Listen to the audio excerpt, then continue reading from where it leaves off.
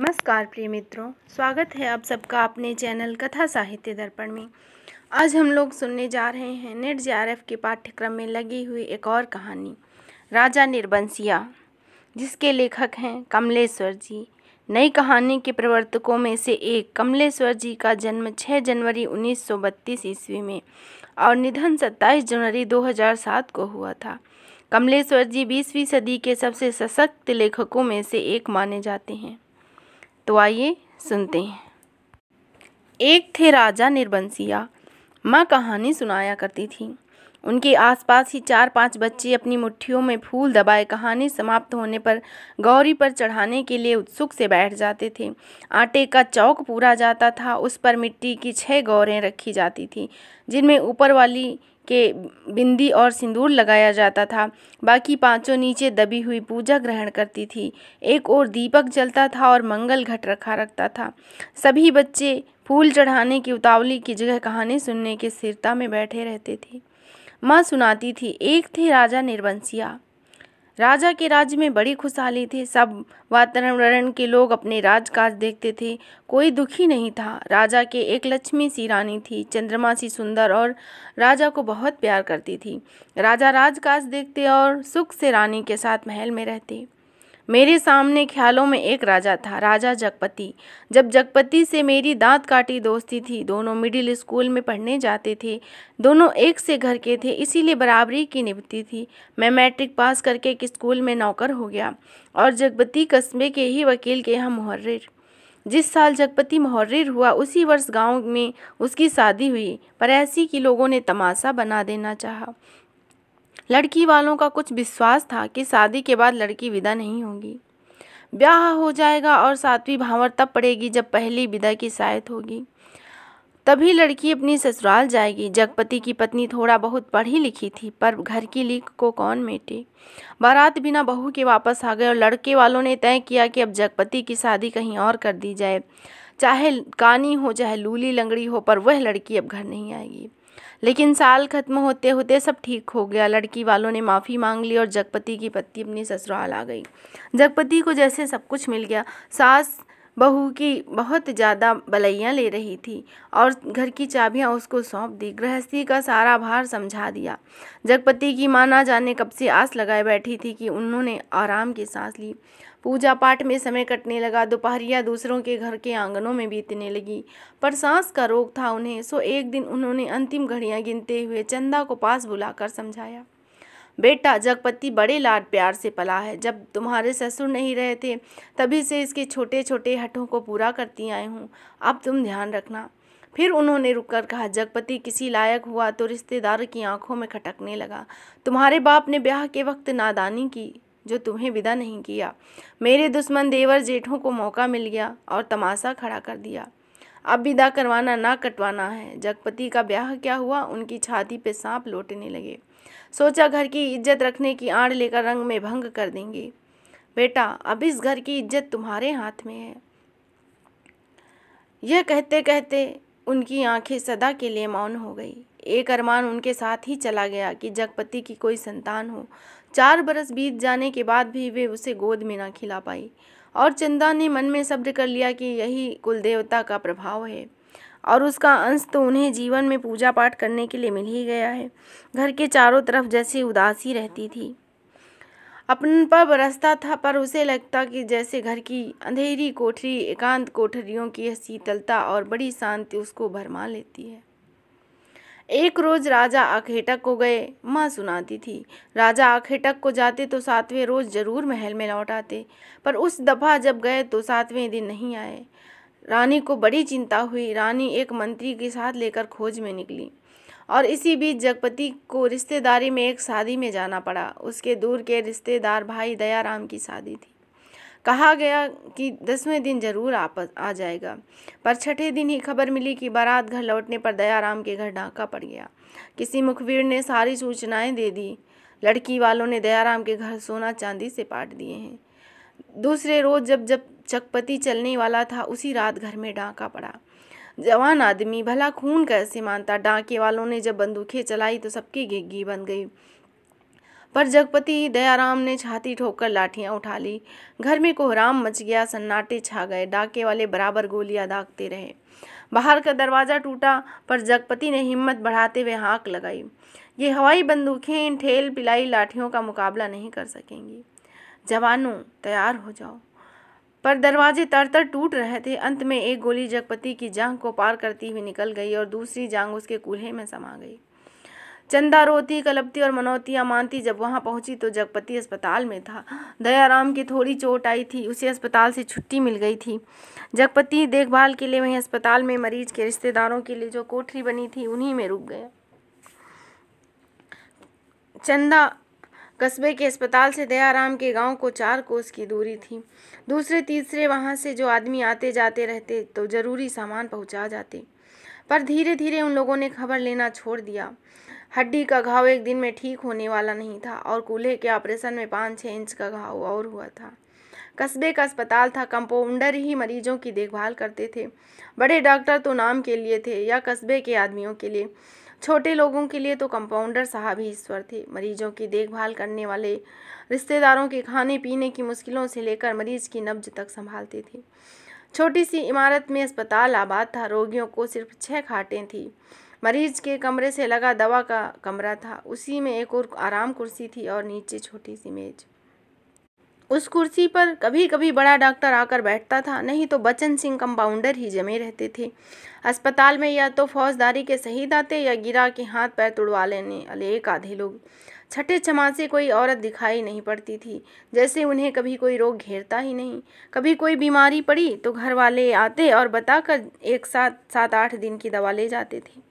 उस दिन बचन सिंह जगपति के घाव की पट्टी बदलने आया और पट्टी खोलने में कुछ ऐसी लापरवाही थी कि जैसे गलत बंधी पट्टी को ठीक करने के लिए खोल रहा हो। चंदा उस कुर्सी के पास ही सांस रोके खड़ी थी।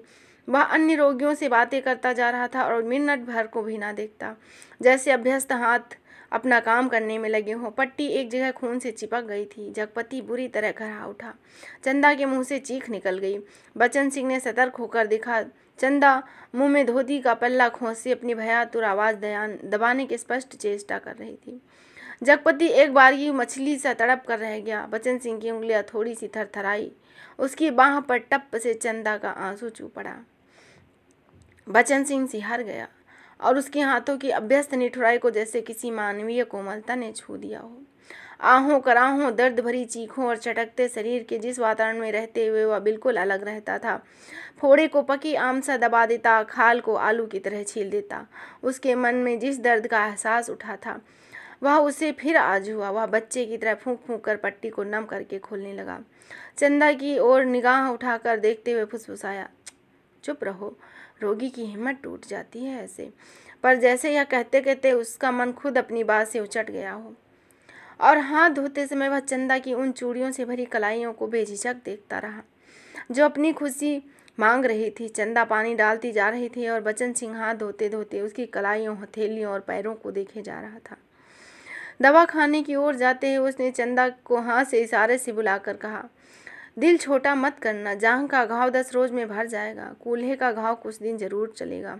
अच्छी से अच्छी दवाई दूंगा। दवाइयाँ तो ऐसी कि मुर्दे को चंगा कर दे, पर हमारे अस्पताल में नहीं आती। फिर भी किसी दूसरे अस्पताल से तो आ सकती होंगी वे दवाइयाँ? चंदा ने पूछा। आ तो सकती हैं, पर मरीज को अपना पैसा खर्च करना पड़ता है उनमें, बचन सिंह ने कहा। चंदा चुप रह गई। बचन सिंह के मुंह से अनायास ही निकल पड़ा, किसी चीज़ की ज़रूरत हो तो मुझे बताना, रही दवाइयाँ तो मैं कहीं न कहीं से इंतज़ाम कर दूंगा। चंदा ने कृतज्ञता भरी नज़रों से उसको देखा। उसे लगा जैसे आधी रात में उड़ते पत्ते को कोई टकराव आकर मिल गया हो। वह आकर जगपति की खाट के पास लेट गई, उसको हथेली से सहलाती।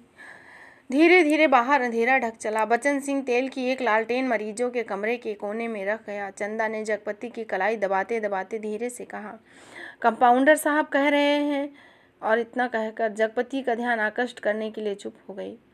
क्या कह रहे थे? जगपति ने अनमने स्वर में कहा, कुछ ताकत की दवाइयाँ तुम्हारे लिए ज़रूरी हैं, मैं जानता हूँ, पर देखो चंदा, चादर के बराबर ही पैर फैलाए जा सकते हैं। हमारी औकात इन दवाइयों की नहीं है। औकात आदमी की देखी जाती है कि पैसे की? तुम तो देखा जाएगा, कंपाउंडर साहब इंतजाम कर देंगे। कहेंगे तो मैं उनसे कहूँगी। नहीं चंदा, उधार खाने से इलाज नहीं होना चाहिए, चाहे 1 दिन के 4 दिन लग जाएं।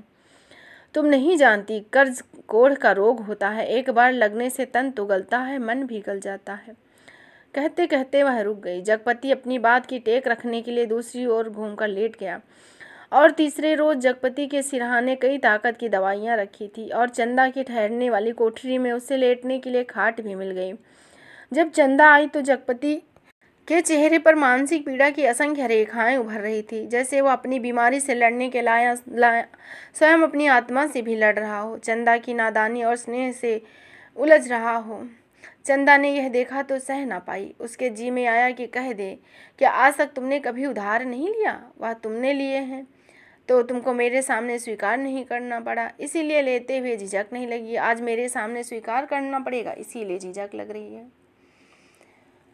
मुख पर बिखरी हुई पीड़ा में जिस आदर्श की गहराई थी वह चंदा के मन में चोर की तरह घुस गई और बड़ी स्वाभाविकता से उसने माथे पर हाथ फेरते हुए कहा, ये दवाइयाँ किसी की मेहरबानी नहीं है, मैंने हाथ का कड़ा बेच दिया है। मुझसे पूछा तक नहीं? जगपति ने कहा, जैसे खुद मन की कमजोरी को दबा गया। कड़ा बेचने से तो अच्छा था कि बचन सिंह की दया ही ओढ़ लेते। वह उसे हल्का सा पछतावा भी हो रहा था कि नाहक रौ में बड़ी बड़ी बातें कह गया, ज्ञानियों की तरह सीख देता रहा। जब चंदा अंधेरा होते हुए उठकर अपनी कोठरी में सोने के लिए जाने लगी तो उसने कहते कहते यह बात दबा दी कि बचन सिंह ने उसके लिए खाट का इंतजाम भी कर दिया है। कमरे से निकली तो सीधे कोठरी में गई और हाथ का कड़ा ले सीधे दरवाजे की ओर चली गई। जब बचन सिंह अकेला कुर्सी पर आराम से टांगे फैलाए लंप की पीली रोशनी में लेटा था, जगपति का व्यवहार चंदा को लग गया और यह भी कि वह क्यों बचन सिंह का एहसान अभी से लाद ले। पति के लिए जेवर की कितनी औकात है।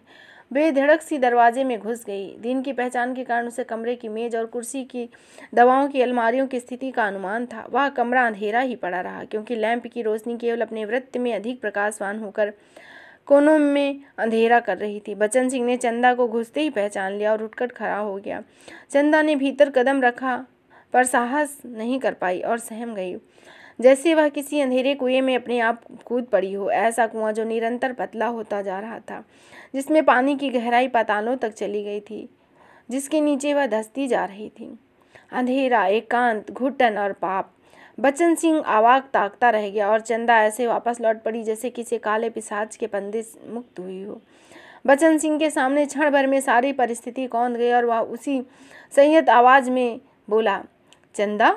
वह आवाज़ इतनी बेआवाज़ थी कि निरर्थक होते हुए भी इतनी सार्थक थी कि उसकी खामोशी में अर्थ भरा हुआ था। चंदा रुक गई। बचन सिंह उसके पास जाकर रुक गया। सामने घड़ा पेड़ स्तब्ध खड़ा था। उसकी काली परछाई की परिधि जैसे एक बार फैले हुए अपने वृत्त में समेट लेती और क्षण मुक्त कर देती। चंदा ने वैसे ही नीचे ताकते हुए अपने आप को संयक रखते हुए कहा, यह कड़ा देने आई थी तो वापस क्यों जा रही हो? चंदा चुप और 2 क्षण रुककर उसने अपने हाथ का सोने का कड़ा धीरे से उसकी ओर बढ़ा दिया, जैसे देने का साहस न होते हुए यह काम आवश्यक था। बचन सिंह उसकी सारी काया को एक बार देखते हुए आंखों पर अपनी आंखें जमा देते हैं। उसके ऊपर पड़े कपड़े के पार नरम चिकनाई से भरे लंबे लंबे बाल थे जिनकी भाप सी महक फैलती जा रही थी। वह धीरे से बोला, लाओ। चंदा ने कड़ा उसकी ओर बढ़ा दिया। कड़ा हाथ में ले वह बोला, सुनो। चंदा ने प्रश्न भरी नजरें उसकी ओर उठा दी और उनमें झांकते हुए अपने हाथ से उसकी कलाई पकड़ते हुए उसने वह कड़ा उसकी कलाई में पहना दिया। चंदा चुपचाप कोठरी की ओर चल दी और बचन सिंह दरवाजे की ओर। कालिख बुरी तरह बढ़ गई और सामने खड़े पेड़ की काली परछाइयां गहरी पड़ गई। दोनों लौट गए पर जैसे उस कालिख में कुछ रह गया, कुछ छूट गया। दरवाजे खाने का लैंप जो जलते जलते एक बार भक सा था, उसमें न तेल रह जाने के कारण बत्ती की लौ बीच से फट गई। ऊपर धुएं की लकीर बल खाती सांप की तरह अंधेरे में विलीन हो जाती है। सुबह जब चंदा जगपति के पास पहुंचती है और बिस्तर ठीक करने लगती है तो जगपति को लगता है कि चंदा बहुत उदास है। क्षण क्षण चंदा के मुख पर अगणित भाव आ रहे थे जिनमें असमंजस, पीड़ा और निरीहता भी थी। और रानी मंत्री के साथ निराश होकर लौटी तो देखा राजा महल में उपस्थित थे। उनकी खुशी का ठिकाना न रहा। माँ कहानी सुनाया करती थी पर राजा को रानी का इस तरह मंत्री के साथ जाना अच्छा नहीं लगा। रानी ने राजा को समझाया कि वह राजा के प्रति अटूट प्रेम के कारण अपने को ना रोक सकी। राजा रानी एक दूसरे को बहुत चाहते थे। दोनों के दिलों में एक बात सूल सी गढ़ती रहती थी कि उनके कोई संतान नहीं है। राजवंश का दीपक बुझने जा रहा है। संताना भाव में उनका परलोक बिगड़ता जा रहा है और कुल की मर्यादा नष्ट होती जा रही है। दूसरे दिन बच्चन सिंह ने मरीजों की मरहम पट्टी करते वक्त बताया कि उसका तबादला मैनपुरी के सदर अस्पताल में हो गया है, वह परसों यहाँ से चला जाएगा। जगपति ने सुना, उसे भला ही लगा। आए दिन रोग घेरे रहते हैं, बच्चन सिंह उसके शहर के अस्पताल में जा रहा है तो कुछ मदद ही मिलेगी। आखिर वह ठीक तो हो ही रहा है, और फिर मैनपुरी के सिवा जाएगा कहाँ। पर दूसरे ही क्षण उसके दिल में अकथ भारीपन भर गया। पता नहीं क्यों चंदा के अस्तित्व का ध्यान में आते ही उसे ऐसे नुकीले कांटे दिखाई देने लगे जो उसके शरीर में कहीं भी कभी भी चुभ सकते थे।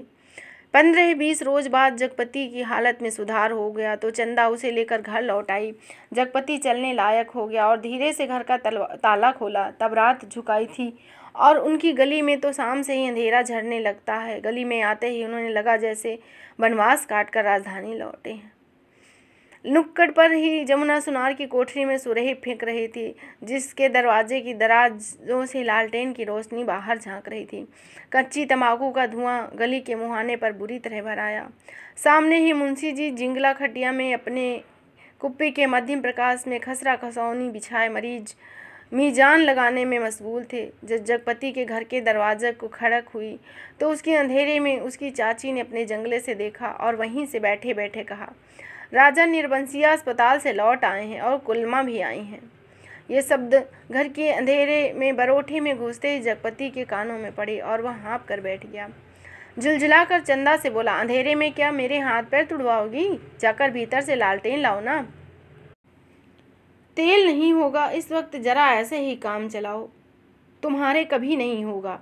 ना तेल न कहते कहते जगपति एकदम चुप हो गया और चंदा को लगा कि आज पहली बार जगपति ने उसके व्यर्थ मातृत्व पर इतनी गहरी चोट कर दी है जिसकी उसने कभी कल्पना नहीं की थी।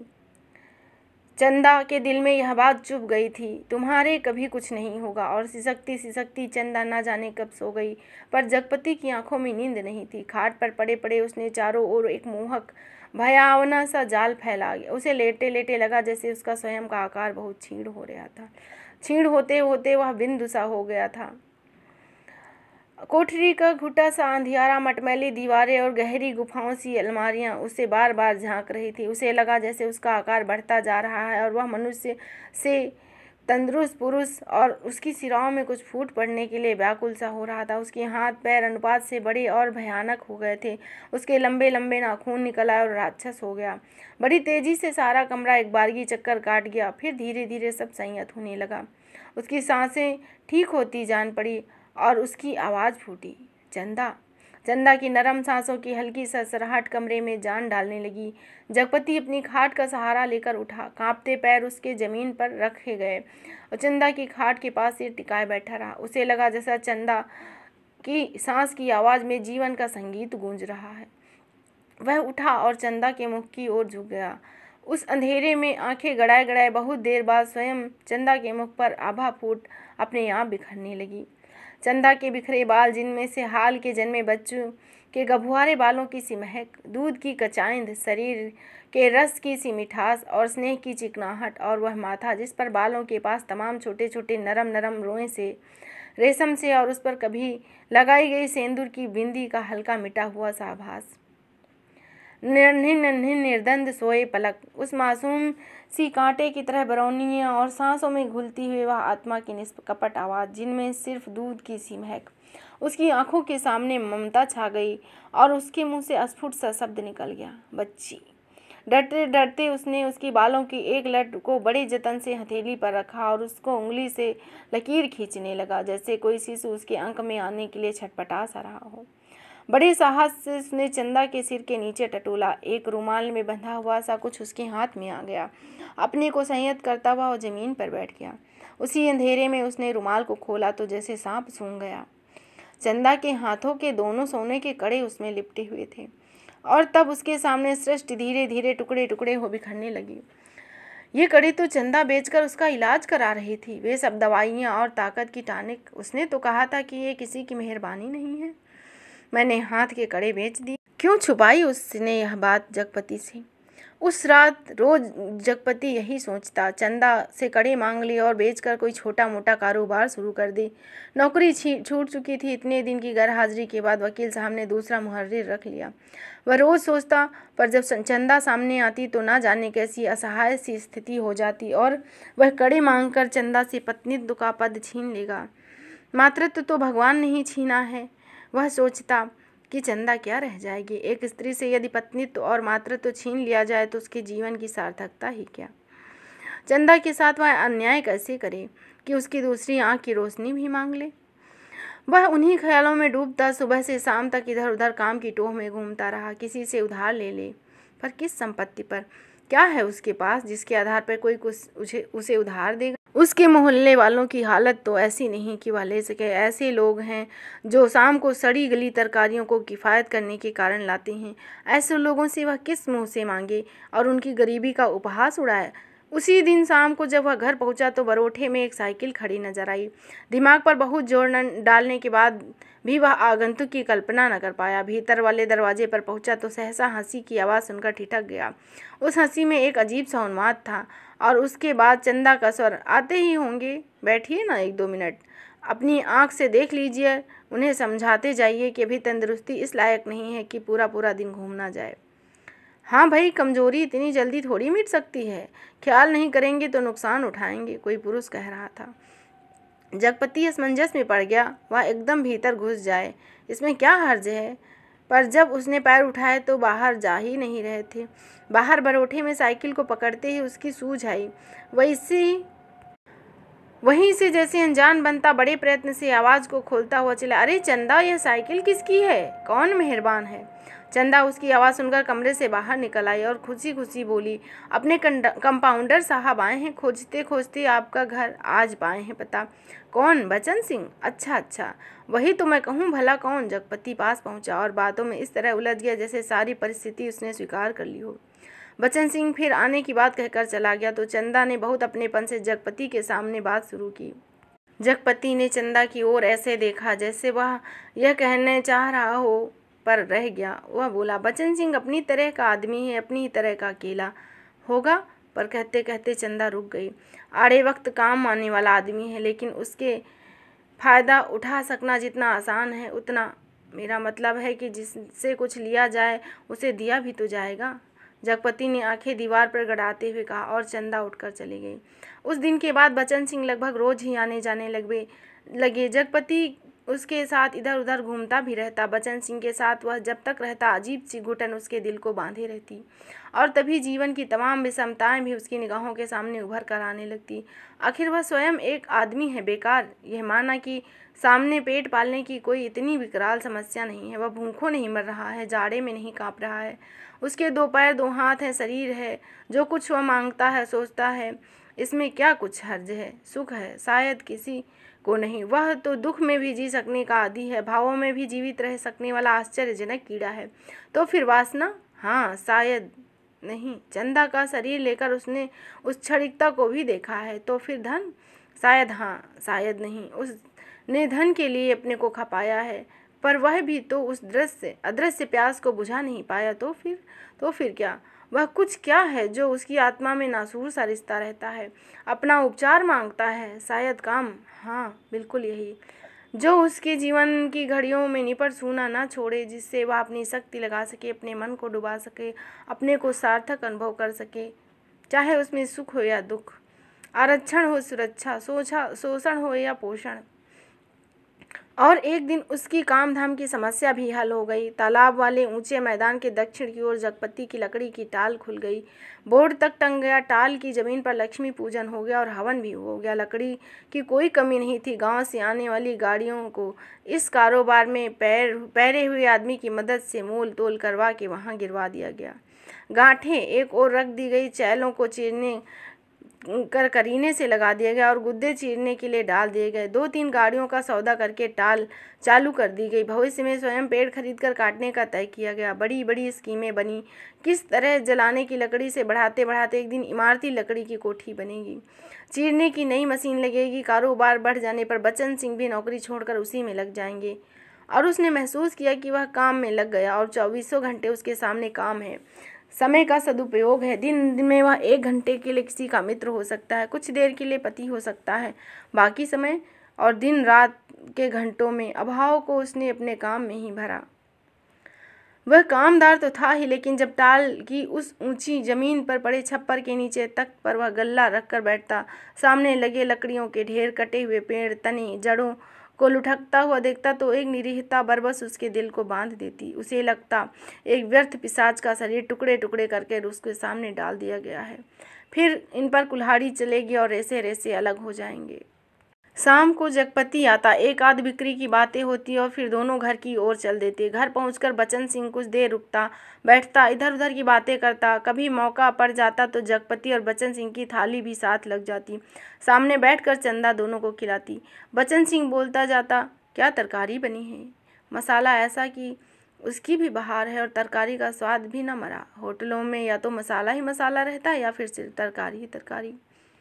और चंदा बीच बीच में टोक कर बोलती जाती, इन्हें तो जब दाल में प्याज भुना घी ना मिले तो इनका पेट ही नहीं भरता।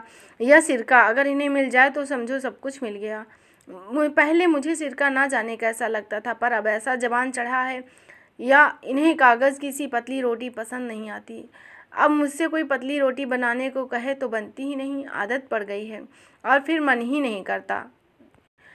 चंदा की आंखें बचन सिंह की थाली पर ही जमी रहती। रोटी निपटती तो रोटी, दाल परोस देती, दाल खत्म होती तो दाल, सब्जी खत्म होती तो सब्जी। और जगपति सिर झुकाए खाता रहता। सिर्फ 1 गिलास पानी मांगता तो चंदा चौंक कर पानी देती और कहती, अरे तुमने तो कुछ लिया ही नहीं।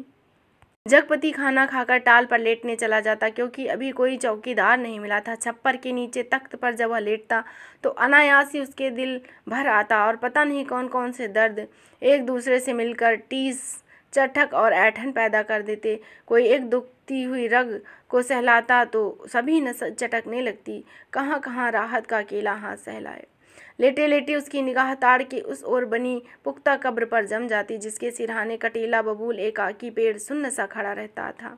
जिस कब्र पर एक पर्दा नसीन औरत बड़े लिहाज से आकर सवेरे सवेरे बेला और चमेली के फूल चढ़ा जाती, घूम घूम कर उसके फेरे लेती और माथा टेक कर कुछ उदास कदम चलकर तेजी से मुड़कर बिसातियों के मोहल्ले में खो जाती और शाम होते होते फिर आती। एक दिया बारती, अगरबत्तियाँ जलाती और फिर मुड़कर ओढ़नी का पल्ला कंधे पर डालती तो दिए की लौ कांपती, कभी बुझा जाती, तब तक उसके कदम बढ़ चुके होते। और फिर वह उसी मोहल्ले में खो जाती और रात की तन्हाइयों में बबूल के कांटों के बीच उस साए साए करते ऊंचे मैदान में जैसे कब्र से कोई रूह निकलकर निपट अंधेरी भटकती रहती। राजा रोज सवेरे टहलने जाते थे, माँ सुनाया करती थी।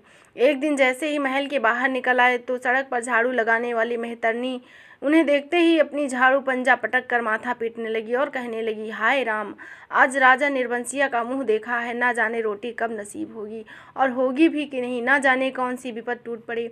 राजा को इतना दुख हुआ कि उल्टे पैर महल को लौट आए। मंत्री को हुक्म दिया कि मेहतरनी का घर नाद से भर दे और सब राजसी वस्त्र उतारकर राजा उसी क्षण जंगल की ओर चले गए। उस रात रानी को सपना हुआ कि कल की रात तेरी मनोकामना पूर्ण होने वाली है। रानी बहुत पछता रही थी, पर फौरन ही रानी राजा को खोजती खोजती उस सराय में पहुंची जहां राजा टिके हुए थे। रानी वेश बदलकर सेवा करने वाली भटियारिन बनकर राजा के पास पहुंचती है, रात भर उनके साथ रहती है और सुबह राजा के जागने से पहले सराय छोड़ महल में आ जाती है। राजा सुबह उठकर दूसरे देश की ओर चल दिए और 2 ही दिनों में राजा के निकल जाने की खबर राजभर में फैल गई। उस दिन टोले मोहल्ले के हर आंगन में बरसात के मेघ की तरह यह खबर फैल गई कि चंदा के बाल बच्चा होने वाला है। नुक्कड़ पर जमुना सुनार की कोठरी में फीकती सुराही रुक गई। मुंशी जी ने अपना मीजान लगाना छोड़ विस्फारित नेत्रों से ताक कर खबर सुनी। बंसी किराने वाले ने कुएं में से आधी खींची गई रस्सी को डोल मन को पटक कर सुना। सुदर्शन दर्जी ने मशीन के पहिए को हथेली से रगड़ रोक कर सुना। हंसराज पंजाबी ने अपनी नील लगी मलंगुंजी कमीज की आस्तीनें चढ़ाते हुए सुना और जगपति की बेवा चाची ने औरतों के जमघट में बड़े विश्वास पर भेद भरे स्वर में सुनाया, आज 6 साल हो गए शादी के, ना बाल ना बच्चा, ना जाने किसका पाप है उसके पेट में और किसका होगा सिवा उस कंपाउंडर के। ना जाने कहाँ से कुलच्छनी इस मोहल्ले में आ गई। इस गली में तो पुश्तों से हंसी हरामजादी नहीं रही है। ऐसी मर्जाद रही है कि गैर मर्द औरत की परछाई तक ना देख पाए। यहाँ के मर्द तो बस अपनी घर की औरतों को जानते हैं, उन्हें तो पड़ोस के घर की जनानियों की तक की गिनती नहीं मालूम। यह कहते कहते उनका चेहरा तमतमा आया और औरतें देवलोक की देवियों की तरह गंभीर बनी रहीं। सुबह यह खबर फैलने से पहले जगपति टाल पर चला गया, पर सुनी उसने भी आज ही थी। दिन भर वह तख्त के कोने की ओर मुँह किए पड़ा रहा, न ठेकेदार की लकड़ियाँ चिराई न बिक्री की ओर ध्यान दिया। दोपहर का खाना खाने ही घर गया। जब रात अच्छी तरह फैल गई, वह हिंसक पशु की भांति उठा।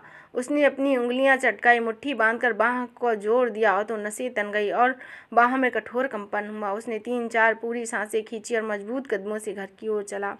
मैदान खत्म हुआ, कंकड़ की सड़क आई, सड़क खत्म हो गई, गली आई। गली के अंधेरे में घुसते ही वह सहम गया, जैसे किसी ने अदृश्य हाथों से पकड़कर उसका सारा रक्त निचोड़ लिया। उसकी फटी हुई शक्ति की नस पर हिम शीतल कठोर होंठ रखकर सारा रक्त चूस रही थी और गली के अंधेरे की हिकारत भरी काली खौर भी बढ़ गई। वह पीछे मुड़ा, रुक गया, पर कुछ संयत सा होकर चोरों की तरह निशब्द कदमों से घर के भीतर हो गया। दाईं ओर की रसोई वाली दहलीज में कुप्पी टिमटिमा रही थी और चंदा अस्त व्यस्त सी दीवार से सिर टेके शायद आसमान निहारते निहारते सो गई। कुप्पी का प्रकाश आज उसके चेहरे को उजागर किए हुए था और आधा चेहरा गहन कालिमा में डूबा था। वह खामोशी से खड़ा हो गया और ताकता रहा। चंदा के चेहरे की सारी कमनीयता ना जाने कहाँ खो गई, उसका अछूतापन ना जाने कहाँ लुप्त हो गया।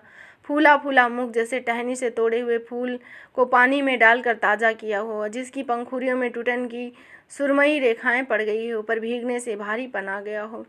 उसके खुले पैर पर निगाह पड़ी तो सूझा लगा, एड़ियाँ भरी सूजी सी और नाखूनों के पास अजब सा सूखापन। जगपति का दिल मसोस उठा। उसने चाहा कि बढ़कर उठा ले और अपने हाथों से उसका शरीर छू छू कर सारा कलुष पोंछ दे।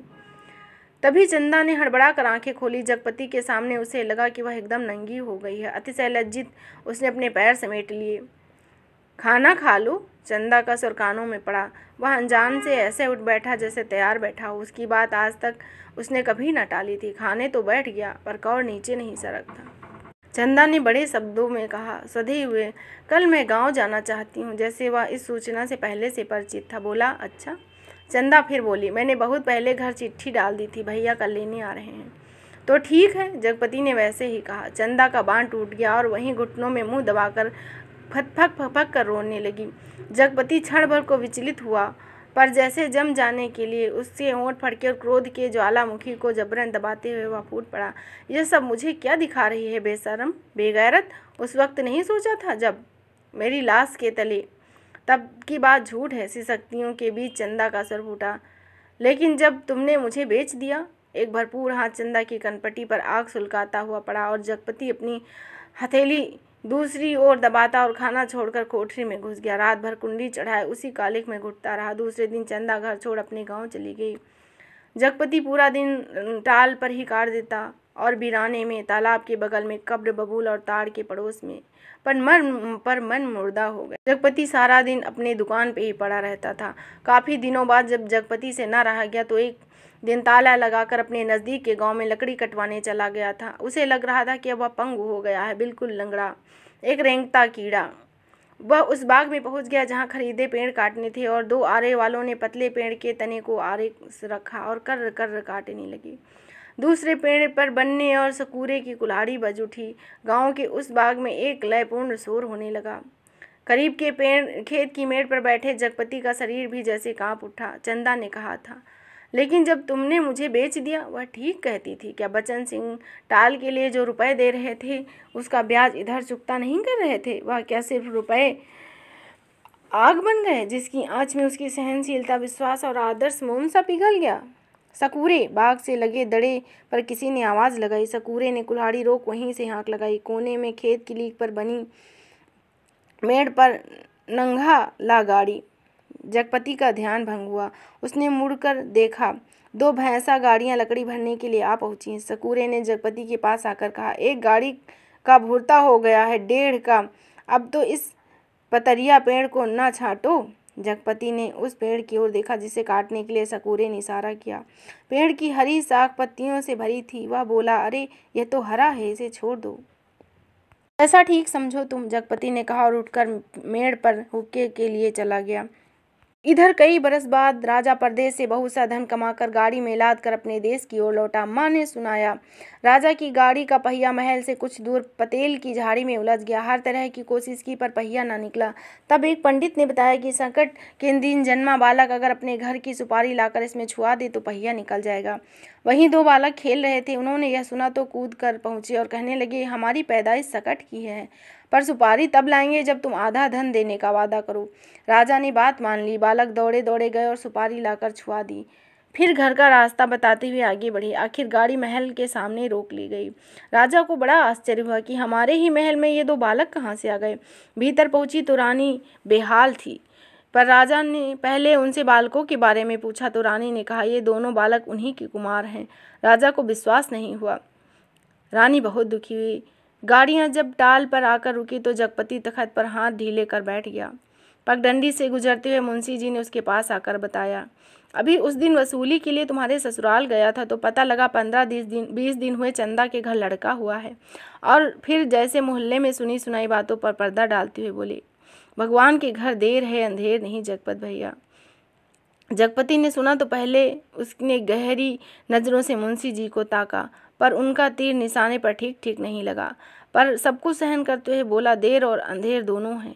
अंधेर तो सरासर है, तिरिया चरित्र है, सब बड़े बड़े हार गए हुए हैं। कहते हुए मुंशी जी रुक गए, कुछ इस तरह जैसे कोई बड़ी भेद भरी बात है जिसे उनकी गोल होती आंखें समझा देगी। जगपति मुंशी जी के पास बैठे और उनकी तरफ ताकते हुए बोले, क्या कहने को जगपति कह गया। उसे लगा कि अभी मुंशी जी उसके गांव में फैली हुई बात को बड़ी बेदर्दी से कह डालेंगे। तभी मुंशी जी ने उसकी नाक के पास मुंह ले जाते हुए कहा, चंदा दूसरे के घर बैठने जा रही है, कोई मधुसूदन है वहीं का, बच्चा दीवार बन गया है। चाहते तो वो यही है कि मर जाए तो रास्ता खुल जाए, पर राम जी की मर्जी। सुना है बच्चा रहते चंदा को वह बैठाने के लिए फिर भी तैयार है। जगपति सांस रोककर सुन रहा था। मुंशी जी बोले, अदालत से बच्चा तुम्हें मिल सकता है, अब काहे का शर्म लिहाज, अपना कहकर किस मुंह से मांगू बाबा, हर तरफ तो कर्ज से दबा हूँ, तन से मन से पैसे से इज्जत से, किसके बल पर दुनिया सजोने की कोशिश करूँ। मुंशी जी वहीं बैठ गए। रात झुकाई तो जगपति के साथ ही मुंशी जी भी उठे, उसके कंधे पर हाथ रखकर उसे गली तक ले आए। अपनी कोठरी पर आने के बाद पीठ सहलाकर उसे छोड़ दिया। उसने जरा नज़र उठाकर देखा तो गली की चाची भौजाइयाँ बैठक में जमा थी और चंदा की चर्चा छिड़ी हुई थी। वह वहाँ से चुपचाप निकल गया। इतने दिनों बाद ताला खोला और बरेठी के अंधेरे में कुछ सूझ ना पड़ा तो एकाएक वह उसकी आंखों के सामने घूम गई जब अस्पताल से चंदा के साथ लौटा था। बेवा चाची का वह जहर बुझा तीर आ गए राजा निर्बंसिया अस्पताल से, और आज सत्यानाशी कुलबोरन और स्वयं उसका वह वाक्य जो चंदा को छेद गया था, तुम्हारे कभी कुछ नहीं होगा। उस रात की शिशु चंदा को लड़का हुआ है, वह कुछ न जानती, आदमी का बच्चा न जानती, और वह क्या कुछ जानती, कंकड़ पत्थर, वह नारी न बनती, बच्ची ही बनी रहती। उस रात शिशु चंदा, पर यह सब क्या करने जा रही है। उसके जीते जी वह दूसरे के घर बैठने जा रही है। कितने बड़े पाप में धकेल दिया चंदा को। पर उसे भी तो सोचना चाहिए, आखिर क्या मेरे जीते जी तो यह सब अच्छा नहीं। वह इतनी घृणा बर्दाश्त करके भी जीने को तैयार है या मुझे जलाने को। वह मुझे नीच समझती है, कायर, तो एक बार खबर तो ले लेती, बच्चा हुआ तो पता लगता, पर वो नहीं। वह उसका कौन है, कोई भी नहीं। औलाद ही तो स्नेह की धुरी होती है, जो आदमी औरत के पहिए को साध कर तन के दलदल को पार ले जाती है। नहीं तो हर औरत वैश्या और हर आदमी वासना का कीड़ा। तो क्या चंदा औरत नहीं रही? वह औरत जरूर थी, पर स्वयं मैंने उसको नरक में डाल दिया। वह बच्चा मेरा कोई नहीं, पर चंदा तो मेरी है। एक बार उसे ले आता तो यहाँ रात की मोहक अंधेरे में उसके फूल से अधरों को देखता, निर्दंद सोई पलकों को निहारता। आज का अंधेरा, घर में तेल भी नहीं जो दिया जला ले, और फिर किसके लिए, कौन जलाए? चंदा के लिए, पर उसे तो बेच दिया। सिवा चंदा के कौन सी संपत्ति उसके पास थी जिसके आधार पर कर्ज लेता? कर्ज ना मिलता तो यह सब कैसे चलता? वह चंदा को चाहता रहा, पर उसके दिल में चाहत न जगा पाया। उसमें कहीं से भी पैसा मांगने पर वह उसको डांटता, पर खुद लेता रहा। आज दूसरे के घर में बैठ रही है तो उसे छोड़कर वह अकेला है। हर तरफ बोझ है जिसमें उसकी नस नस कुचली जा रही है, रग रग फट रही है, और वह किसी तरह टटोल कर भीतर गया। रानी अपने कुल देवता के मंदिर में पहुंची। माँ सुनाया करती थी, अपने सतीत्व को सिद्ध करने के लिए उन्होंने घोर तपस्या की। राजा देखते रहे, कुल देवता प्रसन्न हुए। उन्होंने अपनी दैवी शक्ति से दोनों बालकों को तत्काल जन्मे शिशु में बदल दिया। रानी की छातियों में दूध भराया और उसमें स्नेह की धारा फूट पड़ी, जो शिशुओं के मुंह में गिरने लगी। राजा रानी के सतीत्व को सबूत में प्राप्त कर लिया और रानी के चरण पकड़ लिए और कहा, देवी तुम धन्य हो, ये मेरे पुत्र हैं। और उस दिन से राजा ने फिर से राजकाज संभाल लिया। पर उसी रात जगपति ने अपना सारा कारोबार त्याग अफीम और तेल पी लिया और मर गया, क्योंकि चंदा के पास कोई दैवी शक्ति नहीं थी और जगपति राजा नहीं, बच्चन सिंह कंपाउंडर का कर्जदार था। राजा ने 2 बातें की, माँ सुनाती थी। एक तो रानी के नाम से उन्होंने बड़ा मंदिर बनवाया और दूसरे राज के सिक्कों पर बड़े राजकुमार का नाम खुदवाकर चालू किया, जिससे राज भर में अपने उत्तराधिकारी की खबर हो जाए। जगपति ने मरते वक्त 2 पर्चे छोड़े, एक चंदा के नाम और दूसरा कानून के नाम। चंदा को उसने लिखा था, चंदा मेरी अंतिम इच्छा यही है कि तुम बच्चे को लेकर चली आना। अभी 1-2 दिन मेरी लाश की दुर्गति होगी, जब तक तुम ना आ सकोगी। चंदा आदमी को पाप नहीं पश्चाताप मारता है, मैं बहुत पहले ही मर चुका था, बच्ची को लेकर जरूर आना। कानून को उसने लिखा था, किसी ने मुझे नहीं मारा है, किसी आदमी को नहीं, मैं जानता हूँ मेरे जहर की पहचान करने के लिए मेरा सीना चीरा जाएगा। उसमें जहर है, मैंने अफीम नहीं रुपए खाए हैं, उन रुपयों में कर्ज का जहर था, उसी ने मुझे मारा है। मेरी लाश तब तक न जलाई जाए जब तक चंदा बच्चे को लेकर ना आए, आग बच्चे से दिलवाई जाए बस। माँ कहती थी, जब कहानी समाप्त होती है तो आसपास बच्चे बैठे फूल चढ़ाते हैं। मेरी कहानी समाप्त हो गई, पर तो इस तरह आप लोग सुन रहे थे कमलेश्वर जी द्वारा लिखी हुई कहानी राजा निर्बंसिया, जो कि बहुत ही मार्मिक और समकालीन कहानी है। आशा करती हूँ आपको यह कहानी अवश्य ही पसंद आई होगी। यदि आपको यह कहानी पसंद आवे तो प्लीज़ इसे लाइक अवश्य करिएगा और इस चैनल को सब्सक्राइब भी। तो फिर मिलते हैं एक नई कहानी के साथ, तब तक के लिए धन्यवाद।